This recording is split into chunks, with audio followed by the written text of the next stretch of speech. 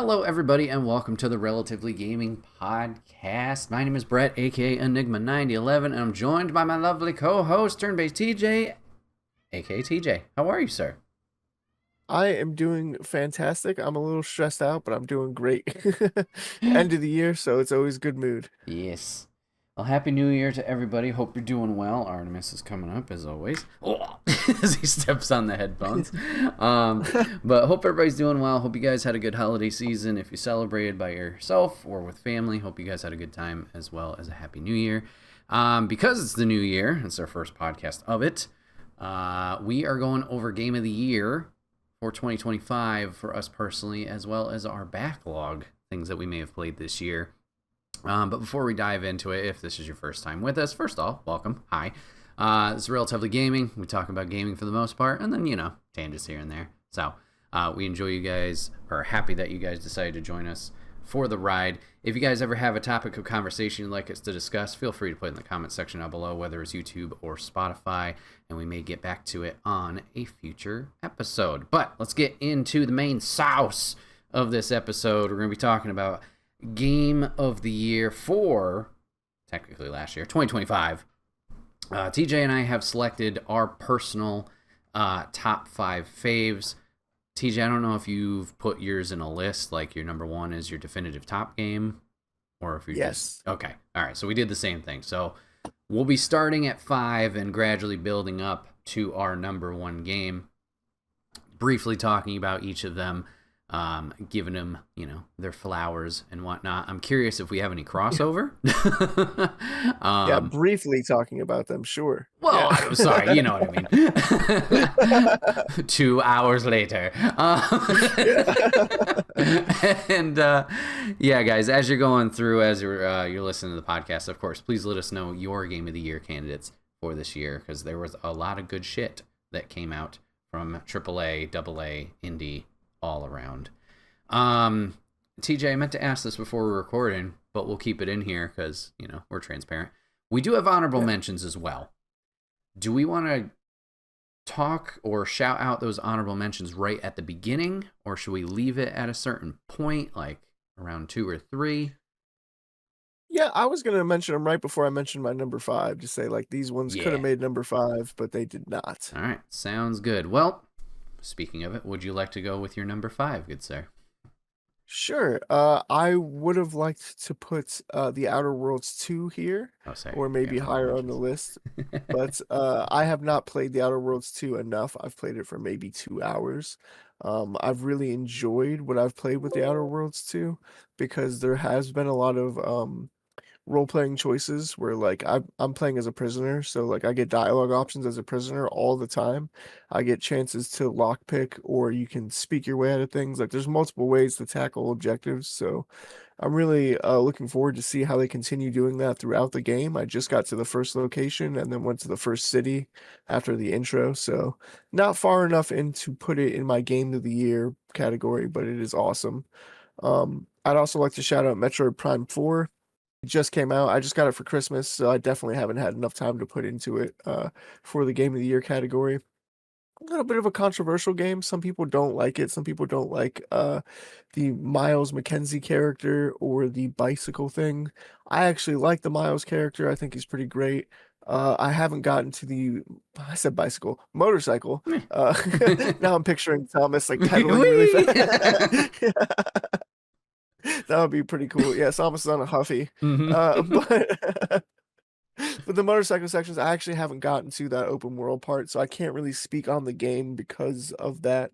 I just haven't had that time to get into that massive part of the game that's apparently the controversial part, so can't put those on top 5. What I can put on number 5 is a game that some people would put higher.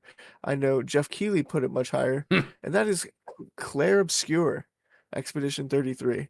It's actually my number 5th game of the year. Now, these are just my personal opinions on what I've played and what I've enjoyed. It's just the 4 games that I've played on this list I enjoyed more than when I played Clair Obscur, because I dropped off of Clair Obscur. I have not finished it. I'm currently not playing it. So Clair Obscur is a fantastic game, though. It deserves all the awards that it got. I couldn't make this list without putting it on there because it is that good. The artwork is really good. The music is incredible. The gameplay is very fluid and lively. And like I said, I can't believe that they made it where each individual character has like a different gimmick with the action points while you're playing. That blew my mind and made it way more fun than my preferred JRPG series, which is like Shin Megami Tensei, which has the press system, which is very fun, but it's not the individual characters that you use are not as varied as the ones in Clear Obscure or in like Dragon Age. Even though you have like a magic user and a thief and a knight, they still kind of all play the same mechanically. You're still using MP, you're still just using the menus. So the fact that Clear Obscure mixed that part up was really fantastic and definitely deserved my number 5 spot. What about you? What do you have for number 5 or some honorable mentions at that? Very cool. Yeah, Claire, definitely a good one. I might rock the boat here. Claire, I was similar into your thinking of like, wow, this really made an impact with me. It might sneak into this top 5. It did not, and I think that is, I'm on the same boat with you where I dropped off of it a little bit. I still want to give it an honorable mention. It is fantastic, but with the internet being the internet, certain news stories going around and the generative AI stuff that has been revealed lately, albeit small but just disappointing. I don't know. I kind of got a sour taste in my mouth a little bit with Claire, but I would like to go back to it because it is still good for what I've played. So I want to give them a shout out. I do have a few different ones in here. Some I only played a little bit. South of Midnight, for the bit I did play there, was a beautiful game. Peglin, if you guys like Peggle, this was just another Peggle-like where you're just bouncing the balls and ricocheting off them, but it was a battle system. So depending on how many pegs you hit, and combos you built up, that was how much damage you were doing, your characters were doing against enemy players that you were going through. And it was a roguelike, so those of you guys who enjoy that, that was a lot of fun. I want to give a shout out to a special demo I played at PAX East this past year. Goblin Town, really hard driving game. Just want to give a shout because it's hilarious. You are traversing up this insane mountain of obstacles trying to get to the top, and it's chaotic and the controls are all wonky for your truck. But the real fun mechanic is if you play this with a microphone, which you should, every time you scream, the time slows down, so you can try and maneuver your car and fix things before you plummet down to the beginning. Some of my most anticipated games this year, Little Kitty Big City was adorable, and I had a great time with that. I know that launched technically 2024, but PlayStation 5 got its release this year, so I'm throwing it in there, as well as Power Wash Simulator 2, just more Power Wash, which is never a bad thing. Had a fantastic time with that. Thought the story was a little bit better than the first one, surprising to say. And then another one that barely got squeaked out of the list, and it was off of your recommendation that I played this game, was Absalom. Absalom was a great time. Aww. A lot of fun with the beat 'em up mechanics in there. I have beaten the main guy once, still need to kind of keep going through it, similar to a Hades where you got to beat it multiple times, but it's kind of checked that box of like, yep, I'm satisfied with it, had a lot of fun with it, so thank you for your recommendation there. Absolutely. All right, so finally going into my number 5. I've only played this game a handful of times, but every time I have played it has been many, many laughs, and I have absolutely loved my time with it. And that game is Peak. Peak is coming in at my number 5. Hell yeah. What a goofy game this is. You're just Boy Scout, Girl Scouts crashed on an island, and you just need to climb to safety before the mist from Lost, I don't know, a storm rolls in and tries to take you. You can play this solo, but the magic comes in playing with friends. Just the chaotic nature of climbing the mountain, going over the obstacles, fucking random plants that will blow up with poison, or as we saw during the Extra Life build-up stream, mushroom people will attack you. It's a lot of fun and chaotic elements into it. It's a game that I certainly hope to play more in this coming year, but was just one of those games that stood out for, just the fun energy that team brought to it and the chaotic nature of it. It also has a lot of replayability with the maps changing every day or 12 hours. I don't remember the timer. Across those 3 stages that you do climb to try and get to the finish. So that's nice if you want to mix it up with the random maps that they do generate and the biomes. So yeah, Peak deserves all those flowers from Aggro Crab. That is my number 5. That is fantastic. I've only played Peak a little bit with you, but it was a heck of a good time when I did, so I can see how that would make your number 5 handedly. I want to give another shout out because I forgot. Sure. It's a game I haven't played a lot of, and this will surprise you. Because I got a Nintendo e-gift card for Christmas, so I got Hades 2 on the Switch. I want to give a shout out because I just haven't played it enough to put it on the list. I've played maybe a couple hours as well. But man, are the controls tight? Is the animation's great? Everything is fantastic in the game. The story is absolutely incredible. So, looking forward to, maybe if I made this list, a couple months from now, Hades 2 may have climbed the list, but as it sits right now, I cannot put it on the list. So my actual number 4 is Indiana Jones and the Great Circle. Okay. I'm a huge Indiana Jones fan. The first trilogy, not the older ones with the Crystal Skull and the whatever I don't even remember what the name of the the Dial of Destiny. Yeah, there you go. Yeah. Those 2 don't count in my headcanon. Indiana Jones retires at the end of the Last Crusade and he sails off into the sunset. So I'm a huge Indiana Jones fan, and the Great Circle felt like a worthy title. I wish that this was the 4th Indiana Jones movie that they made. The story is really good. The voice acting, Troy Baker absolutely nails it, and the gameplay is incredible. I'm not a big puzzle guy, but the puzzles in this game actually made me feel smart. They felt like Zelda level puzzles or something, like playing through like Tomb Raider.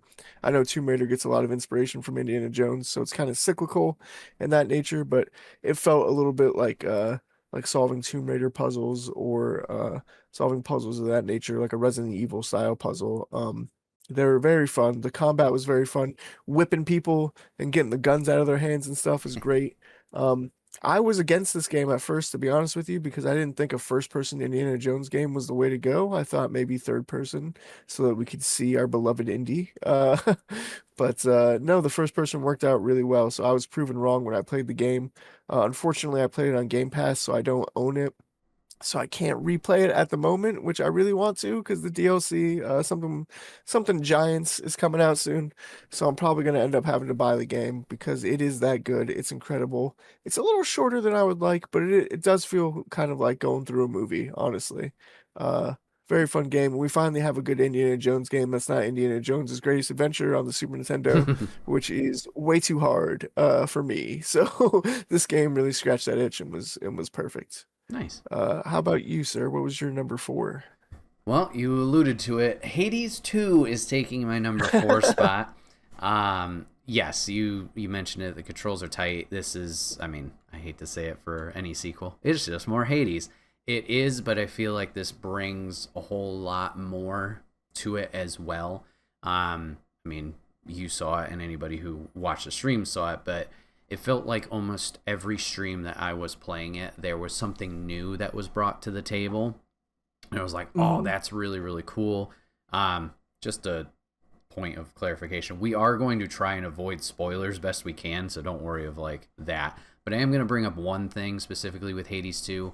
The reveal that there are 2 different paths that you can take I thought that was phenomenal. I absolutely loved that. So seeing just how they took what worked in Hades 1, built upon it in Hades 2, even if it was just minor tweaks here and there, I really enjoyed that.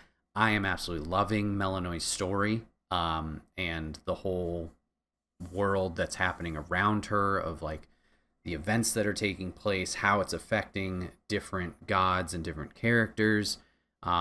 It's always been a fun reunion when running into characters from the first game. There's still a bunch of characters. I'm like, where's so-and-so? Where's this person? Where's that person? I wonder what they're doing. So the the returning characters have all been great, but also the new characters have been fantastic. I think Nemesis has been my favorite, just with her kind of negative attitude, and you kind of soften her up as the game is going on. So the new characters have been interesting. I haven't messed around with a lot of the weapons. I have kind of been in my rut of like, okay, I'm either using the staff or I'm using the little knife and the sickle. So I can't speak too much on like, oh, all the weapons are great in this, but taking Melanoi's moveset, whether it is the weapons themselves or the magic-based stuff that she brings to the table, that's also been a lot of fun to try and balance between just doing regular attacks and the Omega attacks, which are more charge-based. That's been fun. The boons were a big part of Hades 1 that made it fun to make every run feel different with the different builds, whether it was a Zeus build, a Poseidon build, etc.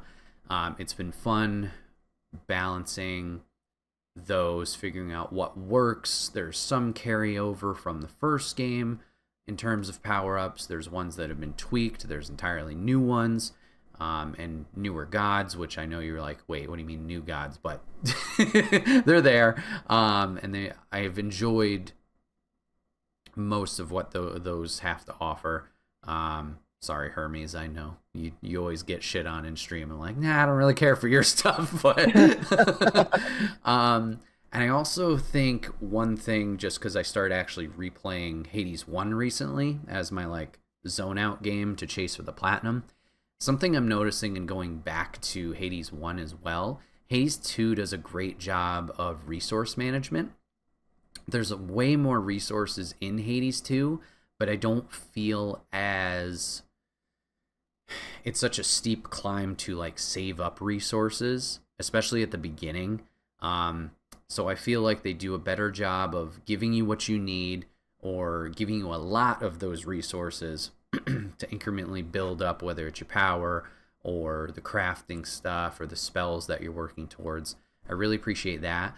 Also, you can mark materials in Hades 2 that like you need for a certain thing to progress, and you're like, oh crap, I can't remember what it was. You can mark it down and it will tell you where those things are, or at least remind you like, hey, you're looking for this resource, so you can try and aim for those doors and those pathways as you're going through with Melanoi on her journey, which is just a nice little user friendly type thing for the experience, so that's nice. But yeah, absolutely been loving Hades 2.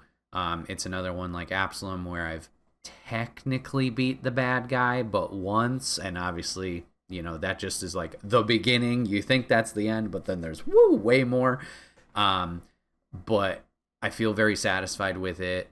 I don't know if I'll be picking up any more of it until it comes to PlayStation, just because that is my preferred system. But from the time I've played with it this year, it has been phenomenal, and it was worth the wait. It was worth waiting from the early access, year window it had. So I really enjoyed it. Thank you, Supergiant, for making a sequel. Now I'll have to see what they do afterwards, because this was their first sequel they made. So yeah, on to you, good sir. I just want to give my hats off, give you my flowers real quick for beating Hades 2, because the 2 hours that I've played it, I realized watching your stream you are much better than I am at the game currently. I've got to practice, maybe I'll get there, but yeah. Wow, it can be pretty hard, the game. It can be pretty brutal. It expects you to have played Hades 1, I feel like, in a lot of ways. But it is good. It is very fun. This third game that I have, I really wanted to put higher. I really wish that this was my number one game of the year. Ooh. But unfortunately, some of the shortcomings in me replaying it, I realized, no, it just isn't. It just doesn't hold up that high. And that game's going to be Borderlands 4. I lost sleep to this game. I played this game for like 220 hours. I was playing like, 15-hour sessions straight, because it was before I started my my employment journey. So I was really hammering at home. But it just in replaying it just doesn't hold up to be number one. However, it does earn number 3, because man, is it fun. I really love the Vault Hunters this time around. Vex the Siren in particular was super fun. I loved her little panther that I cannot, or her cat that I cannot think of the name of right now. Because I haven't played this game in months, so it's a little hard for me to remember the cat's name. But I loved the cat. I loved the speeder bike, the Destiny 2 bikes that you get. I loved the open world. That's where it kind of falls apart and replays the open world a little bit. You are just kind of driving from point to point. However, if you walk on foot, you are really fighting bandits and stuff all the time. You are just constantly shooting and fighting. So it's pretty cool. The other characters, the other Vault Hunters are really cool. Um, I really liked the movement mechanics in the game, the grappling hook, the gliding around, the jumping. Really feels evolutionary. It's going to be so hard to go back and play the other Borderlands games. I got Borderlands 3 on the Switch recently, and I was playing through it, and it was so hard to not double jump places and stuff and glide around. It was really difficult to break myself of that habit because in Borderlands 4 you can constantly juke around. It almost feels like Doom in a way when you get into an arena because you are constantly moving to avoid shots this time around instead of trying to tank them because you can just glide to the enemies and things like that and grapple hook stuff. I love grapple hooking barrels and other explosives to your hand and then throwing them real quick and shooting them. The weapons are really fun. I just really loved it. And I love the stories too because probably my favorite Borderlands character returns. Not going to spoil who it is, but it's a previous Vault Hunter from previous game. He's probably my favorite Vault Hunter. He comes back and in a big way, and it was just fantastic to see on screen. There was a location that comes back from a previous Borderlands game that really made me super excited and happy to see. I was like in awe when I was playing through this section. Um, I loved all the customization too, like getting the different vehicles and vehicle skins. I was like, oh man, I really want to get this next vehicle and see what it's like and try that. Even though it doesn't really change anything, you can get different engines that change it, but the vehicles themselves are just kind of like a skin over the bike. But I really liked getting the different ones regardless. Now when I play through the game, I have a save file for every single character. So now when I'm playing the game, I'm like, no, Harlow gets this vehicle, Vex gets this vehicle, Amon gets this vehicle, Rafa gets this vehicle. Like they all have their own set vehicles that I'm like thematically make sense in my head for the world. So I love doing stuff like that. I love playing through. Like I said, all the characters were great. It's a really fun time. If you like RPGs, if you like shooters, it's a good combination of both. It's a great game, worthy of one of my game of the years and definitely earns my third spot. I'm interested to see what earns your third spot. Very cool. I'm getting a feeling that we're going to have no crossover, which I kind of love because there was, like I said, there was so much good shit this year. Mm-hmm. All right, everybody, throw them up. You knew it was coming. Ball X Pit, baby, takes number 3 for me. Really? Yeah. Oh, my gosh.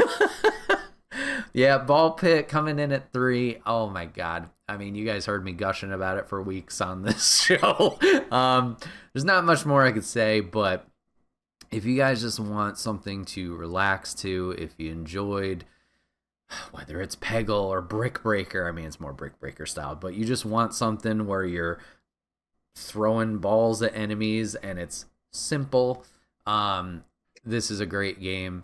I didn't think it would connect so much with me, but what the devs did with adding the village mechanic of building up stuff and resources in between to the different character styles, and then yes, having the different special balls that you can either equip, evolve, mutate, all this stuff to do different damage, to clear enemies faster, do all these different effects. It was so much fun. I just absolutely loved my time with it. I can't recommend this game enough for people. It's just amazing. And there's more content coming next year, all in free updates. So I'm looking forward to diving back into it this month whenever they decide to drop that first update. But yeah, Ball Pit was just a great time. Yeah, just a lot of fun. Just taking something simple and turning it just a little bit to make it different and unique is just amazing. And for something as simple as a Brick Breaker type thing, which we've had obviously for many a year to do something with that and explode. was a lot of fun. So yeah, Ball Pit takes my number 3. Love it. Wow, I knew that you loved Ball Pit, but I didn't know that you loved it as number 3 game of the year for 2025. I didn't know you loved it that much, so I might Yep. have to get it because I think it's on sale for like $11. So Hell yeah, I go might go have to pick go. it up. Yeah, so that is pretty great. My number 2 is also going to be an indie game. I had to throw one on here. I guess Clear Obscure counts as an indie game, but according to the Game Awards and stuff. But this game had to make the list. It was really tough for me to choose my number 1 game. This game flip-flopped back and forth between number 1 and number 2, and that is going to be Absalom.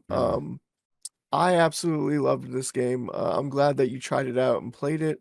I love beat 'em ups, but I've always like Castle Crashers and stuff, but I've always wished they had a little bit more meat to the gameplay, and that's what Absalom offers. It offers that roguelike experience with the beat 'em up. It had that extra depth to it.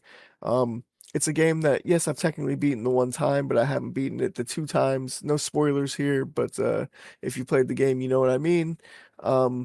I really want to beat it with every single character too. I want to go through all the different paths and stuff. It's a game that I fire up every once in a while. The problem is, I fired it up yesterday and I hadn't played it in like 2 weeks, and I was a little rusty. So you gotta really play consistently because it can be hard. If you take a couple hits in the early areas, you're really going to be penalized in the later areas for not having your health and your revives and stuff. But it's very fun. It rewards good gameplay. It rewards you being active in your dodges and your parries and all that stuff. It's just I can't speak highly of it enough. The hand-drawn animations, the music itself, the different abilities that you get. When you beat the boss, you unlock new types of abilities, like a new element as well, which is crazy. And you can go back. You can change the difficulty, not just the difficulty setting, but you can also change it where portals are coming through if you want, on multiple playthroughs. You can go down and start runs with certain items if you would like to, if you have the crystals to pay for it. So there's really a lot of options in the game. There's a lot of things to do. You could put hundreds of hours in this game if you really wanted to, if you were a dedicated beat 'em up fan, and I think that's going to be the case for me. I think I've got like 60 hours according to my Switch, and I am not stopping anytime soon. That is going to be on my main Switch screen, and every time I have like an hour to kill, I'm like, let me fire up Absalom, see if I can get a good run in. Because like I said, I definitely want to beat the game with every character, and I'm not good with every character either. I'm not very good with Cinder, for example. So I've got to get better because her ability is she just like grapple hooks an enemy and closes in on them, and I don't know how to use that effectively without me taking damage. So I've got to learn some different intricacies of the characters and stuff. So Absalom is number 2 for me. Easily could have been number 1. Absolutely love this game. If you haven't tried Absalom, please give it a shot. I believe there's a demo on Steam. I'm not sure if it's still up or not, but it's a fantastic game.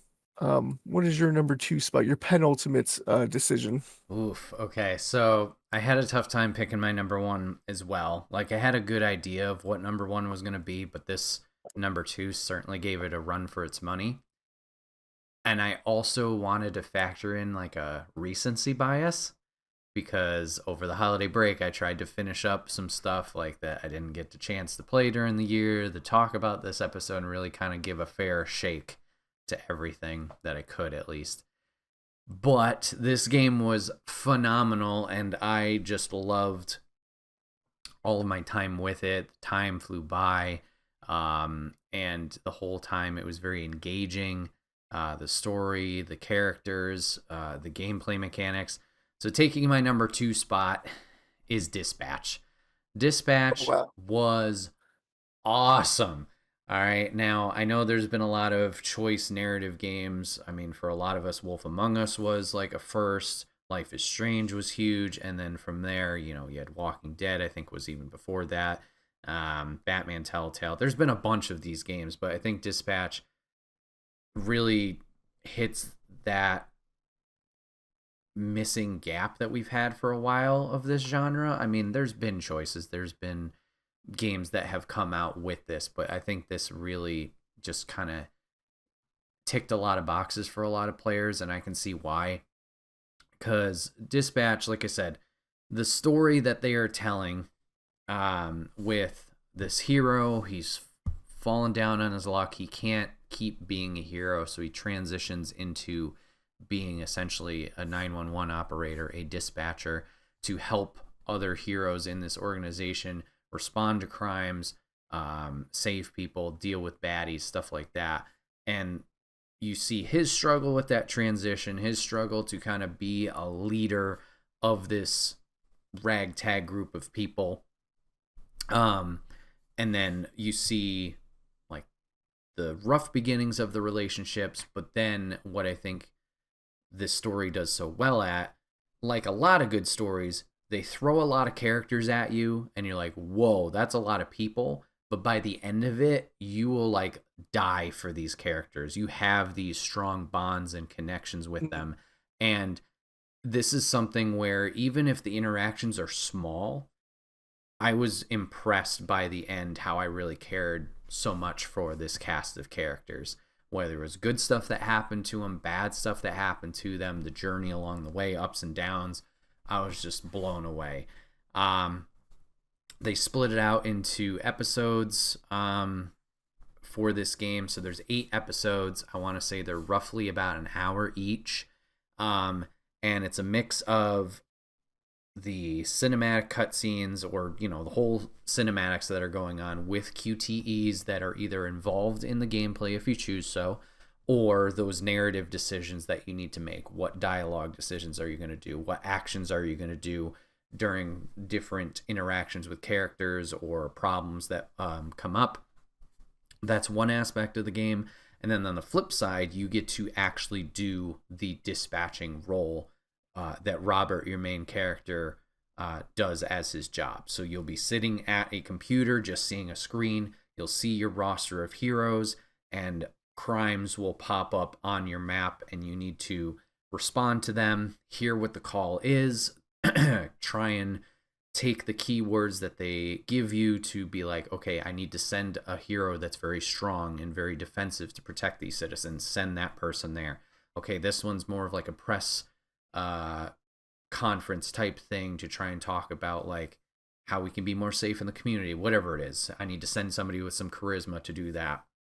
And you're managing these resources of your heroes and your roster this whole time, because if you send too many, you could miss out on crimes, or maybe crimes will fail because you sent the wrong person. Different interruptions will happen and you need to respond correctly of like, all right, heroes, you ran into this hiccup on the job. What do we do? What's our game plan? How do we tackle this? So you get to make those choices then too, to kind of help or unfortunately deter their success rate. So you got to be smart with that.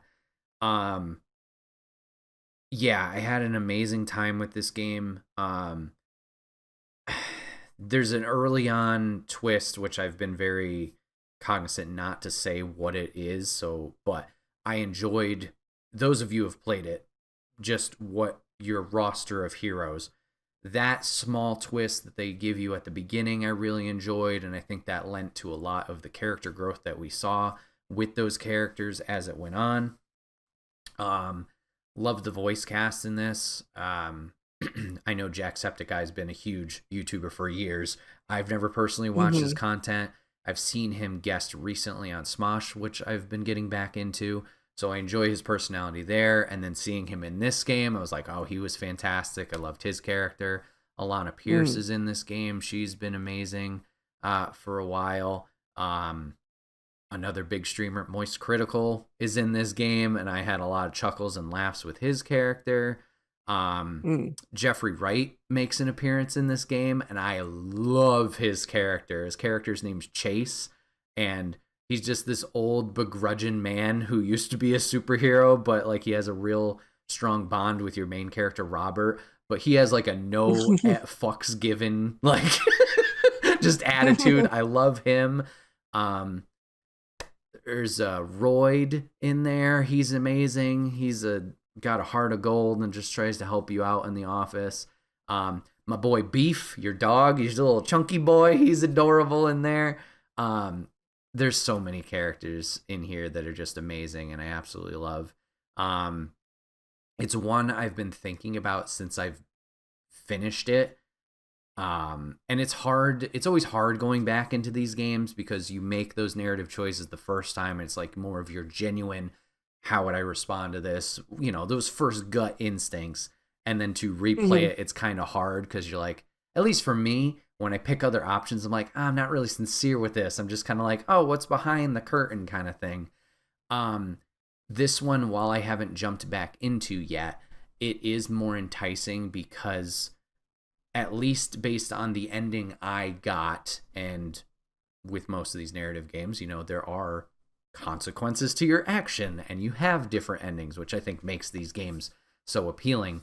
The ending I got was very good and it was heart-wrenching, and I was like, oh, why did it work out that way? What did I miss potentially to not have a better outcome? So it's one that I'm intrigued to go back to, try and see what I can tweak. I mean, if I want to just go full chaos mode and pick everything opposite I picked, kind of be like a douchebag. Like, I tried to go the righteous, like, I'm going to do the right thing. This is what I think a hero would do, or somebody who's trying to do this. Those were the choices I made. But maybe I'll go full balls to the wall, like, I don't give a shit. I don't care. I'm just out for my own type thing. And see how that goes. But the thing too, also, that really makes me want to replay this is the dispatching mini game type stuff itself. I found that to be a lot of fun, even though stressful at times because you're managing a lot. I really love that aspect of it. So Dispatch is up there for me in number 2. Like I said, I didn't want it to be super recency bias, but it is an amazing game. I had a lot of fun with it. I'm not going to dismiss the dialogue. Sometimes there's weird dialogue, especially if you're playing that uncensored version. I'm like, why are we talking about this right now? Who gives a shit? This is like so obtuse at the moment. But if you look at the big picture, it's a phenomenal time. So I would highly recommend it for everyone for playing. But yeah, that's my number 2. So let's get into the big one. TJ, number what's number 1? Well, before that, I just want to say I need to play Dispatch. And I feel like, looking at my list, besides Clear Obscure and potentially Indiana Jones, I don't really have a lot of narrative games, like strong games, on my list. So it's interesting the different games that we glom onto and stuff, because my number 1 game is definitely not on the list because of its narrative. And that number 1 game is a controversial one. It is Doom: The Dark Ages. You knew that one was coming. It is my favorite Doom game, so I would be chagrined to not put it as my number 1 game of the year, because it is my favorite Doom game and Doom is one of my favorite franchises. It's got to be number 1. A lot of people did not like some of the segments of the game, like the dragon segments, or they didn't necessarily like the pairing with the shield. I loved the pairing with the shield. I thought it was incredible. I know every game is Parry City now. Every game has to have parries in it, but I thought the shield was used for so much more than parrying. It kind of replaces the melee spam of 2016 for the small minions, because you can just throw your shield and absolutely decapitate all of the tiny minions without having to worry about them. You can use the shield to transport yourself by locking onto an enemy and then shield rushing them, sometimes through the air. Makes 0 sense physics wise, but man, is it cool. You can just do a lot of cool things with the shield itself, so I thought it was more than pairing. I'm really gonna miss the shield in future Doom games. I'm hoping that in the next Doom game, it's in the future and he wakes up and he finds his shield from the ancient times. I think that would piss a lot of people off, but man, would it make me so happy if he found his shield in the future. I also think it would be cool though if this was the only game with the shield, and it's just like, oh, you want to play a Doom game with a shield? You got to play specifically Doom: The Dark Ages. So I love this game. I love all the weapons in the game. I love I'm forgetting the names now, but the gun where you put the skulls into it, I think it's called the Shredder, and it just shoots the skulls out. I love the chain shot. Oh, I remembered one. The chain shot was super fun. It really replaced the super shotgun for me in a lot of situations, which I never thought was possible, because it hits almost as hard as a super shotgun, but at much further length distance. So you can really hit some of the Mankey buses and some of the other things without having to get close to their seismic shock attacks and stuff. I love playing this game on higher difficulties. I think it shines on higher difficulties. Even if you don't play Doom usually on a higher difficulty, I suggest cranking it up. It may be a little frustrating at first, but man, is it so worth it when you get that dance down and you are parrying everything and dashing through the levels and going through everything. I think the gameplay is so fun. I just want to keep replaying the game because it is so excellent. The level design is actually the number one thing that sets it aside from 2016 for me. I had a hard time making this my favorite Doom game over 2016 because 2016 is such a perfect game. It's so classic. But I think the level design is what really set me over the edge. I love the levels. I love looking for secrets and everything. I love just how linear and stuff it is, though. So you don't really get lost, which is my problem sometimes. And yeah, like an Eternal, sometimes you gotta jump around and stuff. I'm not gonna get into Eternal. We won't get there, but that's a different beast in and of itself. People say that it's slow, but like I said, on the higher difficulties, it really is fast. And you can also tune so many of the difficulties to yourself. You can change the parry window, you can change the speed. Um, One thing that I miss, like in Doom Eternal, I do miss the double jump that it gives you in Doom the Dark Ages. That makes you feel fast. But when I was playing Doom Eternal to compare, I miss the dash that you get in Doom the Dark Ages. You can run around and it's really cool, and you can just like shoulder through enemies and stuff. It's pretty cool. The dashing mechanic is great, and it gives little lines on the side of the screen that shows you that you're going fast and makes you feel fast. Makes the gameplay feel fun. The dragon levels, while the dragon stuff itself is a little repetitive, the arenas that it drops you into in the levels are really great. I especially love one where you're sieging a city and you have to jump onto the different ships. And on the different ships, they're like little mini arenas, and there's a little boss at the end, and you got to fight the boss. And there's still little secrets to find and stuff. Just a really fun time. Every time I replay those levels, I'm enjoying them more and more. So, Doom: The Dark Ages is my number one game of the year, and even though since a lot of Doom fans didn't like it, it's a little controversial for me personally.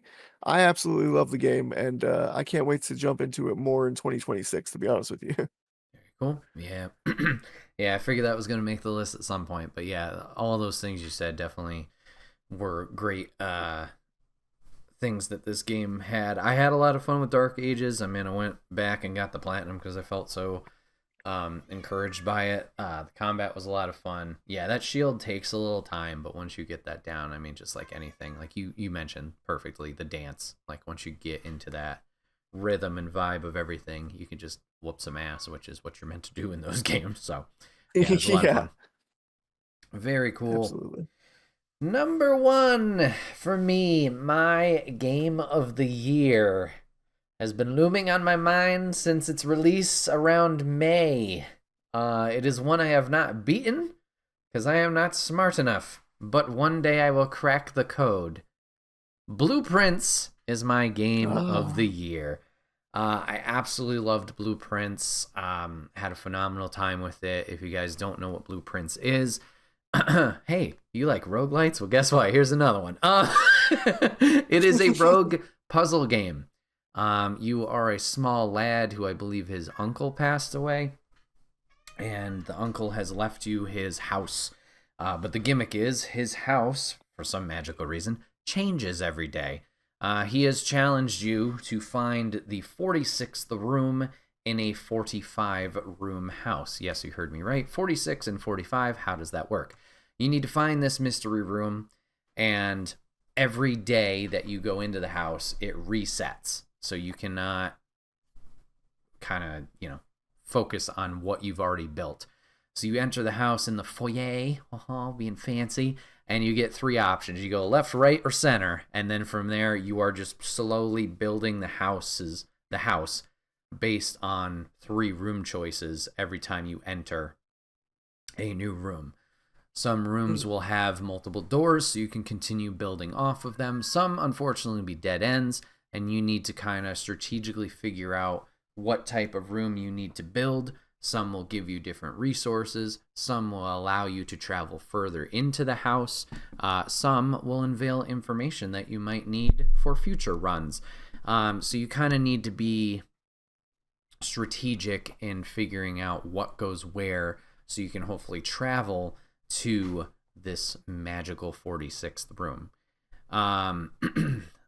it seems on one hand where that could be simple, but this game has a lot of layers where, once again, I'm going to try and be vague because I don't want to give spoilers, but the mystery of this 46th room is not the only thing you will try and attempt to uncover, discover, unveil.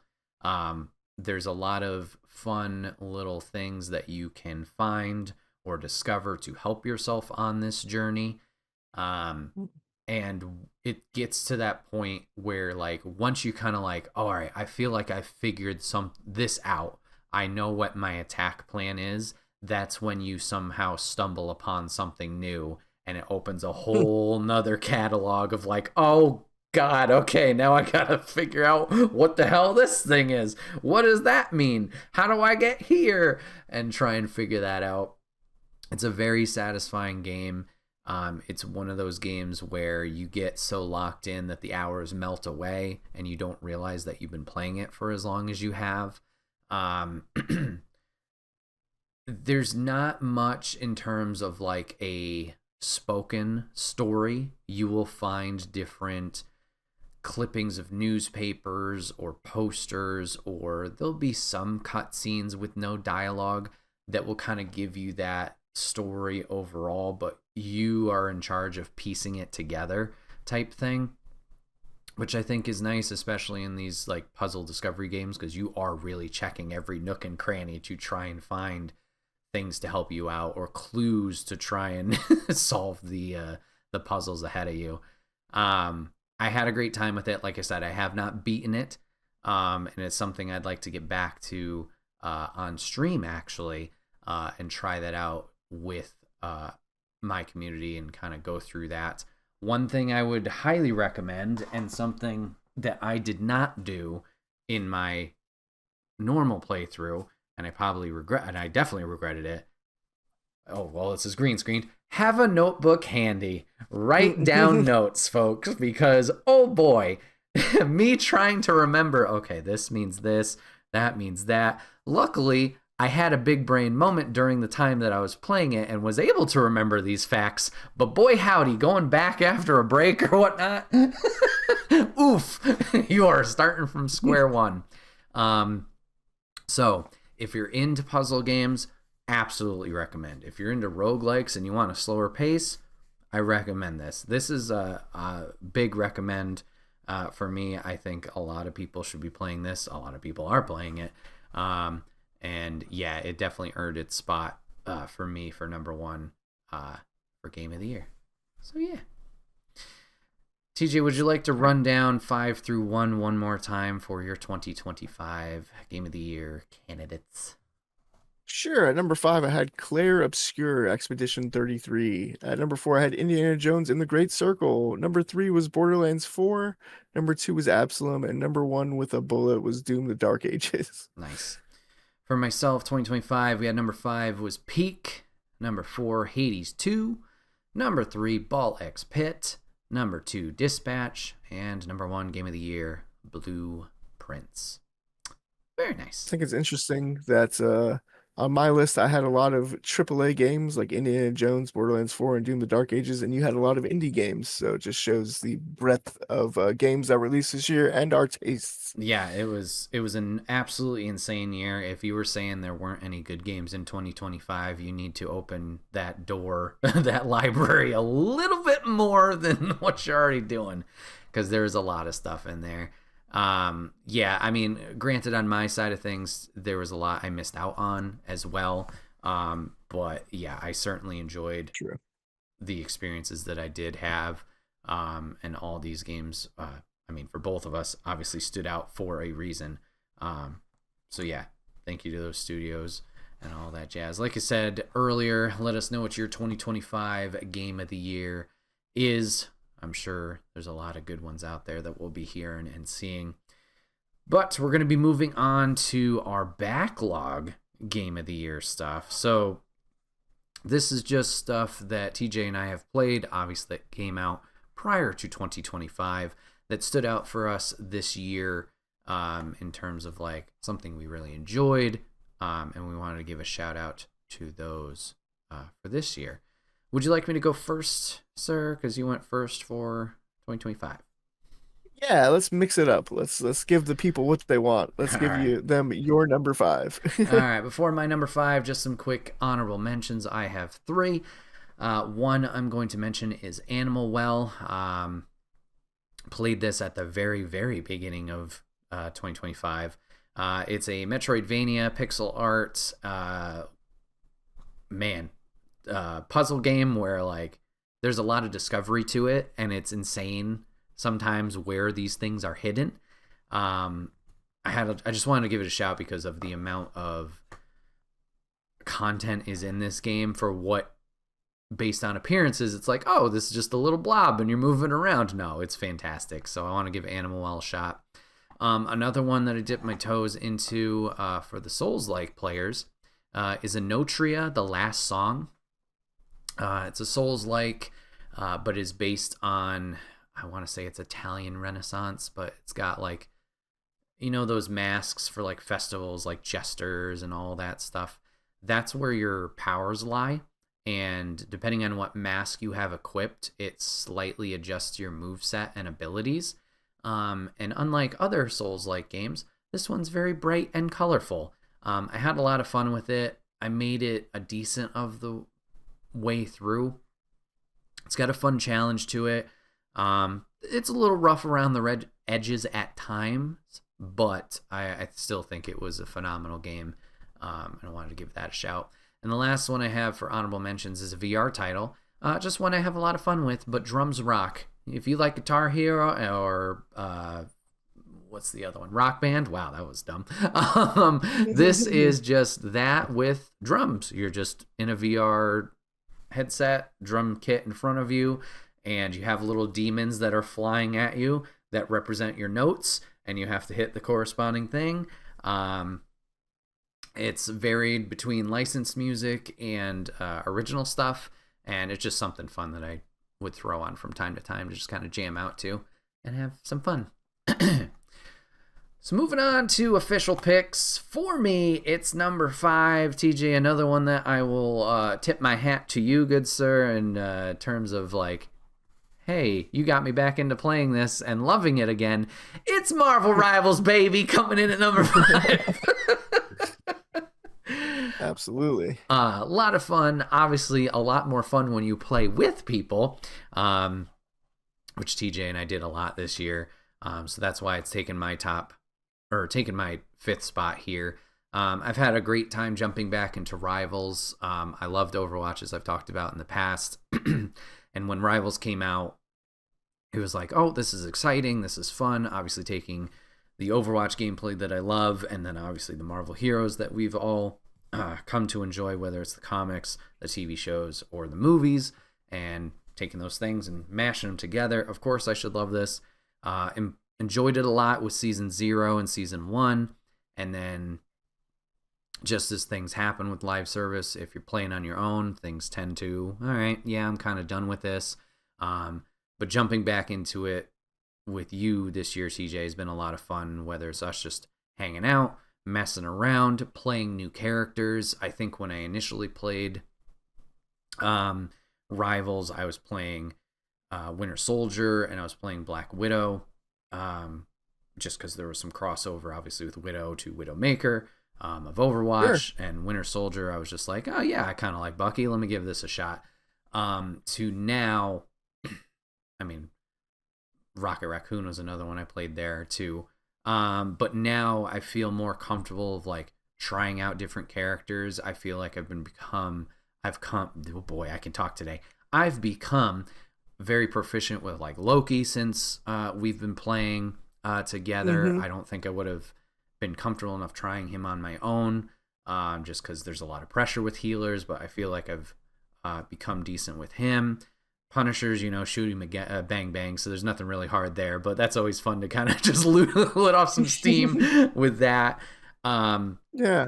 But even recently, as of like last week of recording, still trying out new characters. Granted, the roster's freaking huge, but like trying Hela out for the first time and being like, oh, this is really working. Or I tried a new character without you, Invisible Woman. Turns out I have a lot of fun with Invisible Woman, and she's actually pretty good. Right. So it's been a lot of fun to jump into this with you, but then also on my own. It's been re-energizing.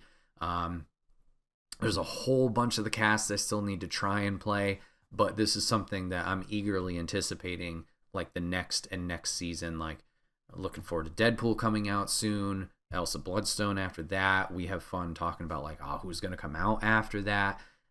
So it's been fun to have this back in the rotation of like something to play, relax to, and just even follow certain things on social media, being like, this is how this combo works with this character, or how the strategy should work with this character if you don't know how to play him, stuff like that. So Rivals comes in my number 5. It's been a lot of fun to jump back into this year. So thank you. Yeah, absolutely.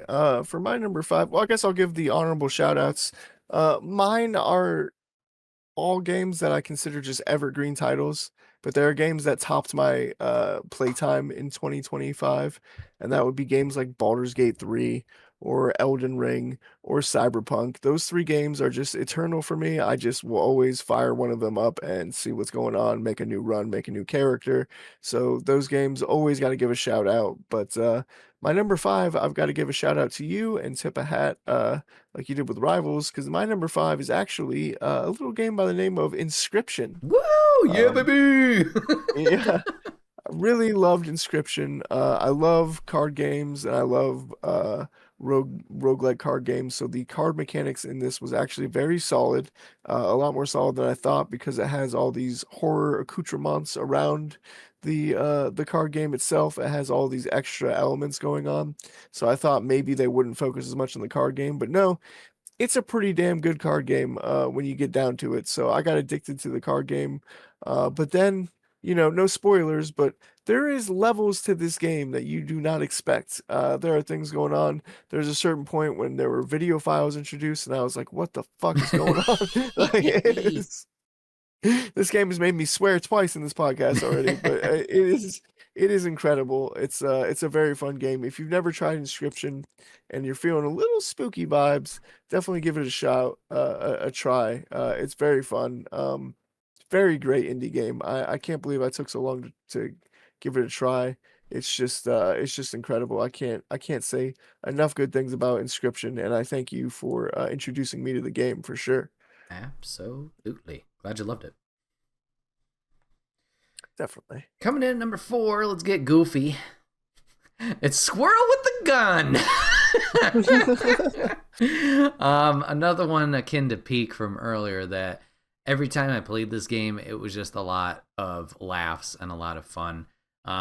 Squirrel with a Gun is essentially what the title says. You are a squirrel. You have a gun. Why do you have a gun? Reasons. And you're just taking out baddies, the big government, the secret agents are after you. You're platforming around as a squirrel trying to take out baddies. I don't even remember why the squirrel was so motivated. Was it just a big acorn? It might have been. But it's it's like those sandboxy type games where while there is a goal, it is more the fun you make along the way, the goofiness you can get into, the shenanigans you can kind of stumble upon and cause. I had a lot of fun with this game. It's not super duper long, nor does it need to be, because every minute that you're playing it, they make it count. So just wanted to give it a shout to Squirrel with a Gun, because yeah, it was a lot of fun, a lot of laughs. That sounds great. I feel like I need more lighthearted games on my list. They're a little bit serious. Like my number 4 game on the list, which is Space Marine 2. Definitely no laughs involved in this whatsoever. It is straight-laced and serious. However, as the podcast knows, I'm a big 40K fan, so I like seeing any good high-budget 40K game. And this game actually surprised in its additional content besides the main campaign. The main campaign is fantastic. You fight Tyranids, which is one of my favorite enemies. I'll have to teach you about Tyranids sometime, but they're basically bug velociraptors. They're bug dinosaurs. Okay. So an insect T-Rex and just like a hive of bees, but they're all T-Rexes chasing you. It's pretty crazy. The amount of enemies that they actually managed to fit on screen during the campaign was truly, truly impressive. It reminded me of some of the early Dead Rising titles where you're like, wow, how do they have so many zombies on screen? And this one, I was like, how do they have so many velociraptors on screen at the same time? And there's even moments where you can see in the background these swarms of enemies, and you get a chain gun and you're shooting them, and you're like, I'm not gonna be able to, I can't stop them all. It's pretty incredible when you get grenades and stuff, and you're just blowing up just like chunks of them and everything. It's super fun. It's very fun multiplayer. You can play the whole campaign multiplayer. There's additional content where there is competitive multiplayer, which I have not dipped my toes into. But there's also PvE events where you can team up with other players and fight more Tyranids and stuff. It kind of reminds me of Helldivers 2 in the way of content and the way that they did that kind of rollout of content. So they keep getting updates too. So Space Marine 2 is a great game. I feel like even if you don't like 40K, it's a great way to start because you're starting with the Ultramarines, which is like the poster boys of Space Marines and the 40K universe. Very easy to get into, very palatable. Great game, very good action game. Highly recommend. If it came out in 2025, it would have also been on my 2025 Game of the Year list, but I believe it released in 2024, and I was a little late to the party.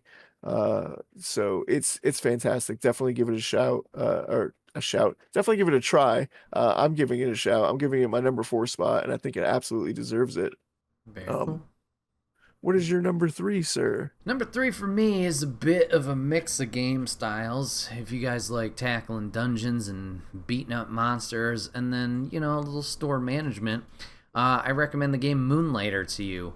Moonlighter came out quite a while ago, so long ago in fact that the second one is in early access right now. This was a game that I dipped my toes into years ago based on a podcast recommendation. Kind of funny, and Game Over Greggy over there. I tried it out, enjoyed it, but for some reason just never stuck with it. So I finally decided to jump back into it this year, and man, this game is a lot of fun. Like I said, it does a good job of balancing two different types of game modes, where there is the one where you're going in at night to different dungeons, fighting off different monsters, collecting resources, collecting treasures, and trying to kind of help your town open back up a little bit more because they've kind of become sheltered. And then in the daytime, you open up your family's shop and you sell the goods that you found on your journeys into the caves. So you're selling these resources, and then it just becomes this fun cycle of, okay, go and tackle the dungeon, sell off the goods, use that money to get better, go back, sell, get better, and it's this fun little cycle that you're kind of going into. From the selling point of view, it's also funny because you can, depending on how your shop does, you can expand over time and your shop gets more popular, but it's also like this social dynamic thing where you don't know the price for anything because it's just, I don't know, it's a good I randomly found in this cave. So you have to kind of guess, all right, this rock, this gemstone I found, how much gold do I want to sell it for? And you can see your little customers go up and react to it. And they'll either be really bummed or sad because it's too expensive. They'll be happy because they found it for a good price. Or if you put it for like way under value, they'll get little gold money signs in their eye. And they're like, oh, this is a steal. And they'll take it and they'll pay you. But it's kind of this whole market thing that you have to figure out while you're in the store. And luckily your character has like a little notebook. So they'll give you like a generic range of like, hey, these are the resources you can find in this cave. This one's the most valuable. This one's the least valuable. And then you kind of have to piece together like, okay, well, this is in this spot, so maybe I should put it at this much. Nope, that was too cheap. Okay, I got to balance it, bring it up here. Oh, nope, too expensive, bring it back down. So you're kind of finding the, the ideal thing of how to sell it for. But then also supply and demand. If you put 20 of one resource, it's going to bring down the value because there's a surplus of it. But if you only have one, oh, maybe they'll be willing to pay a little bit extra because it's just a more rare resource. So you have that fun mechanic. Eventually thieves will come in and try and rob you, so you have to catch them and like beat the shit out of them to get your resources back, or else they're gone forever. In the caves, you start off with a little broom as your weapon because you're just a shopkeep that wants to be an adventurer, but eventually you'll get different armor that makes you stronger, get swords, you can get bows, there might be other weapons that I'm forgetting, but you can change up how you're going to attack the dungeons there. I believe there's 5 in total, and I can't remember exactly. I think you have to just beat the boss at the end of each dungeon to kind of unlock the next dungeon in the sequence. But as you're doing that, you'll also get more narrative of like why your town is secluded, what happened to different adventurers and like that have failed, and the chaos or panic that caused the town and stuff like that. So it's a lot of fun. I played a decent amount of it. I didn't complete it fully, but I really enjoyed it. With Moonlighter 2 being out in early access, I'm interested to give that a try. Moonlighter, the original, is all pixel art in 2D. Moonlighter 2, I believe they're going from a 3D perspective, and they've upped their graphics a little bit. So it's gonna the base gameplay mechanics, I believe, are the same, where it's the storefront and the dungeon crawling. But to see it from a different perspective is going to be something interesting to kind of change like how you're playing these things from a gameplay perspective. So yeah, Moonlighter's taking number 3 for me. That sounds pretty great. I've definitely got to check that game. I've seen it. It's been like on my list, but I just haven't given it a chance. So maybe I'll give Moonlighters 2 a chance, or maybe I'll go back and play the original and see what's up. My number 3 is going to be our first crossover, and I believe our only crossover on both of the lists, and that's going to be Marvel Rivals. Really enjoyed it this year. Played it a lot with you. Played it a lot solo. Just played the game a lot in general. What I like about it is that the characters that I play, like you said, are rotating. There's so many characters, and like when Gambit came out, now I play as Gambit like half of the time, and I'm still learning, how to be a better healer. But it's it's fun. It's a lot of fun, and it's a blast to play as Gambit. It's a blast to play as these different characters. I'm a huge Marvel fan, so that helps a lot. Where I'm like, oh, I get to play as Captain America. I get to play as Rocket Raccoon. I get to play as Cloak and Dagger.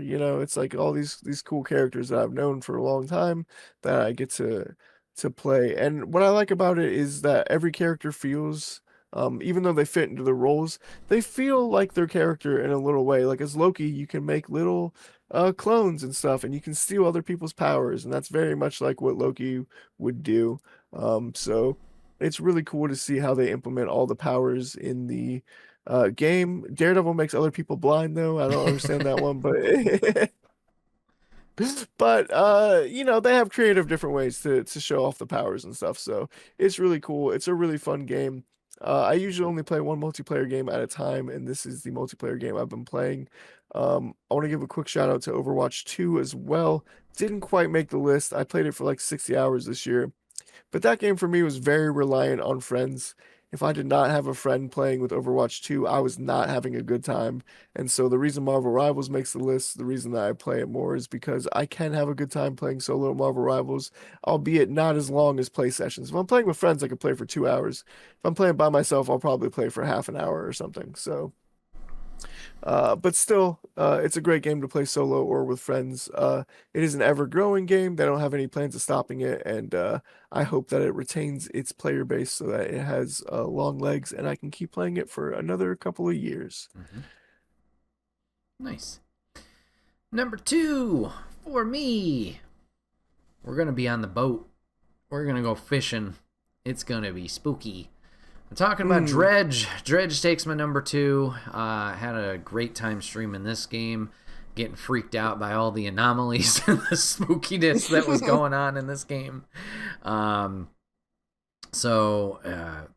Main gist of Dredge's story: you're a fisherman responding to a job, and for some reason, the area that you're going to seems to be a lot of darkness, gloom, despair, and weirdness going on in the area. As you're fishing during the day, all right, the fish seem pretty normal, but then occasionally you'll find these weird spots in the water, and you'll find these anomalies that are like dark and corrupted and twisted looking fish that are like, huh, that doesn't seem healthy, that doesn't seem normal.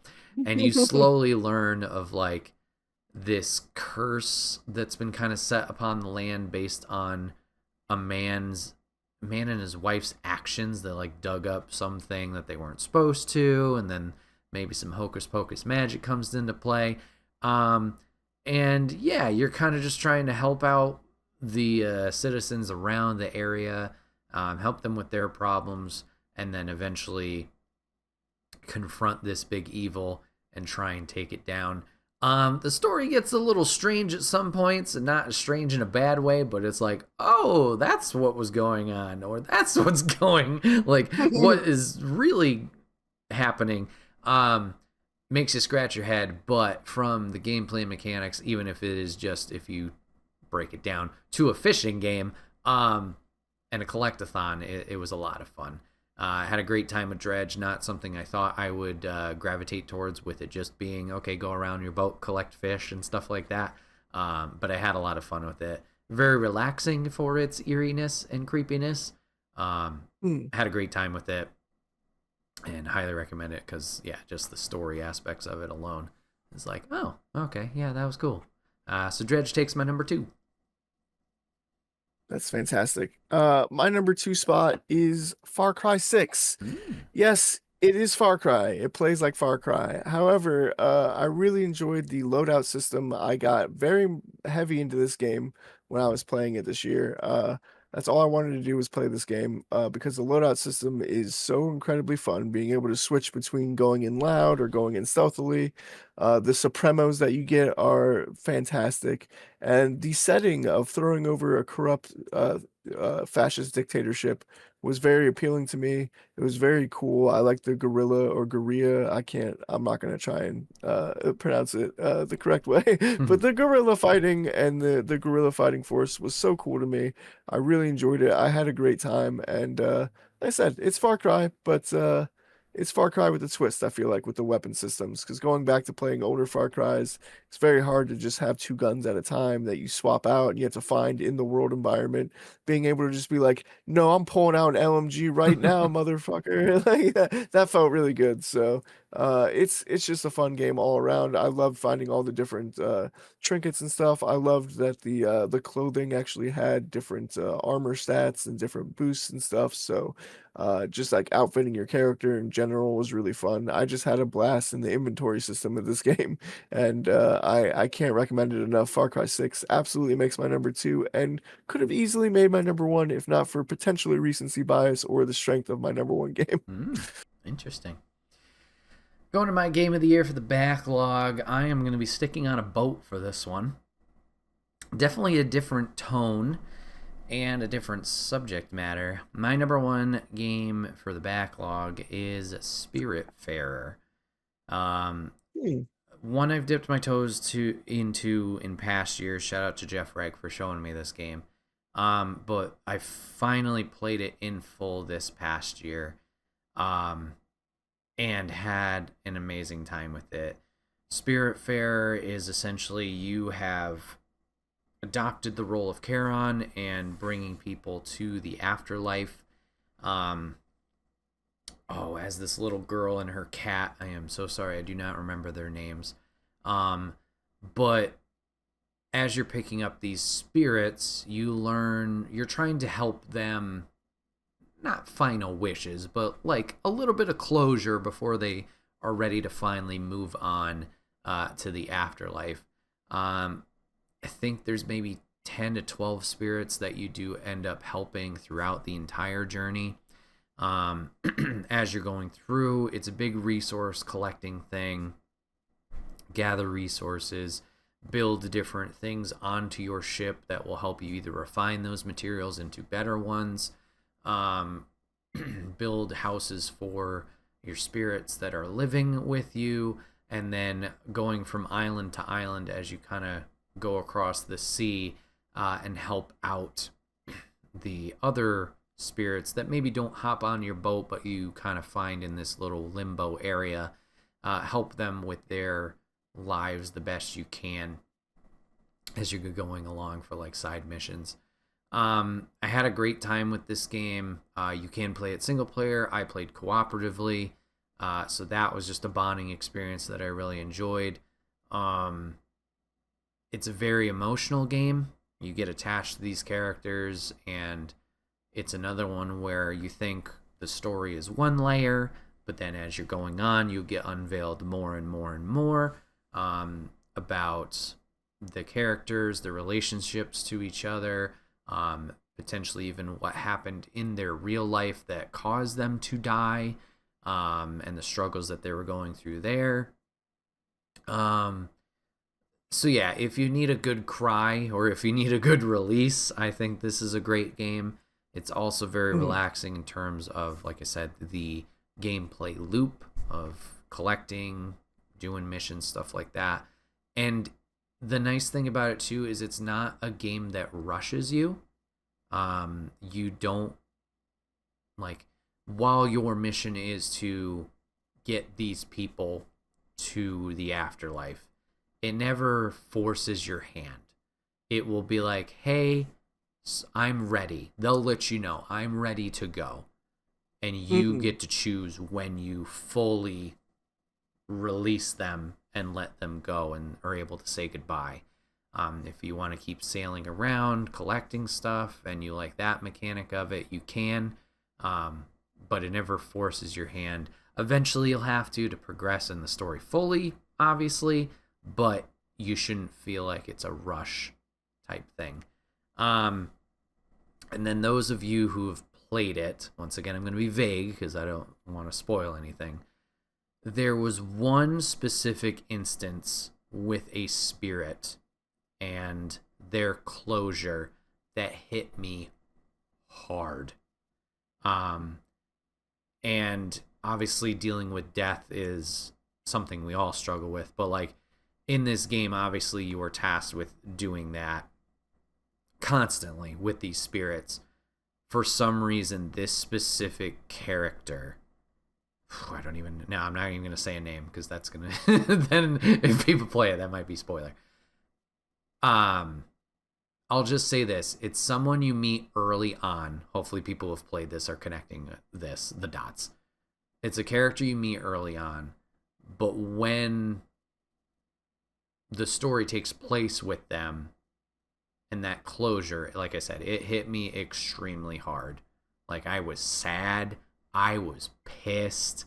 Like, it sucks in the best way possible that people who make creative outlets like this, whether it's a book, a movie, a game, that they can take these things that you've never seen before, you have no connection to, but then you spend a little time with it and it fucking rips at your heartstrings because of these the artistry that they put into it.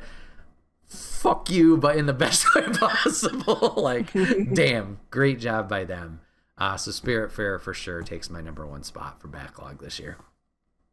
Oh, that's a game that I'm ashamed to admit I've never even heard of, Spiritfarer. So I definitely need to check it out. Now with you glowing it up so heavily, it sounds incredible. I really like that concept of like being the Charon, like being that type of character. So I'm gonna have to give that one a chance for sure. My number one game is definitely not that deep. It did not hit me in the feels. I just thought it was cool, and that is Ghost of Tsushima. Woo! Came out in 2020. I don't know when it came out in the PC, but man, I enjoyed my time with Ghost of Tsushima. In fact, currently, spoiler alert for next episode, but I'm playing other games trying to capture that same magic to Ghost of Tsushima and failing hard. Ghost of Tsushima is just a one of one. It is a magical game. Um, the combat is so fun. The storyline, while starting off slow in the first area, you're like, okay, I'm just rescuing my uncle. That's not really that exciting. But as the story progresses, you're like, oh, wow, there's actually deeper symbolism in some of the story. It kind of goes on. And there are some epic moments that had my jaw on the floor while it was happening. I was like, oh my gosh, this is so cool. Um, I really like that period of Japan too, with the Mongol invasion and stuff. They have yet to have firearms and everything, so it was cool. You just got the katana and the bow, and you just got to make it work. It's so sick. It's so cool. I don't know what else to say about Ghost of Tsushima besides the world is alive and cool. You don't have a compass or a mini map or a reticle. You just got the wind, and the wind guides you to different areas and locations. Sure, you got to open the map sometimes to make the markers and stuff, but when you're out in the world just riding through fields of reeds with the wind guiding you, it is beautiful. The audio design, I don't know why, but the audio design for the horse in particular, I really enjoy, but the audio design in general is incredible. I loved the combat so much that every time there was a chance to go throw myself into combat, I would do it. I learned to love the stealth as well through the end of the game. I'm not a big stealth guy, but towards the end of the game, I was like, no, I'm going all stealth. Um, so it was a really cool experience. The DLC is incredible for the game as well. So I really had a good time with that. And when the DLC ended, I was not ready to let the game go. So I immediately started a new game plus file the next day, played through that a little bit, which is fun. And I have my thoughts on for next episode. But Ghost of Tsushima is just an incredible game that I really resonated with. It made me watch some old samurai movies too, some Kurosawa films. I ended up watching Yojimbo, so that was pretty cool. Pretty cool game all around. Highly recommend. I'm glad that I was told off podcast, but I'm glad that Papa Griff is now trying the game. I feel like he will love the game as well if he gives it a chance and truly opens his heart to Jin's story. It's pretty awesome. Ghost of Tsushima, my number one with a bullet for sure. Very nice. All right. Well, going back through the list of Backlog just one more time, from number 5 to 1 for myself, we have Marvel Rivals, Squirrel with a Gun, Moonlighter, Dredge, and at number 1, Spiritfarer. Before I go through my list, were all of yours indie titles? Marvel Rivals isn't an indie title. Oh, okay, yeah. The other four, Besides Marvel Rivals. Besides Marvel Rivals, I think they're all indie titles. NetEase, the biggest indie studio I know. Yeah. Hey, they only make $2 billion a year, where Fortnite makes $3 billion a year. Anyway, my number 5, Inscription. Number 4, Space Marine 2. Marvel Rivals gets number 3. Number 2 goes to Far Cry 6, and number 1 is Ghost of Tsushima. Very nice. Well, awesome to discuss all these fantastic games with you guys. TJ, thank you for your list as well. A lot of great stuff on there. Glad we're connecting, obviously, with a wide variety of games. Not just like, I don't know, it didn't click, but... but yeah, 2025 was crazy. Obviously, our backlogs would continue to grow in general.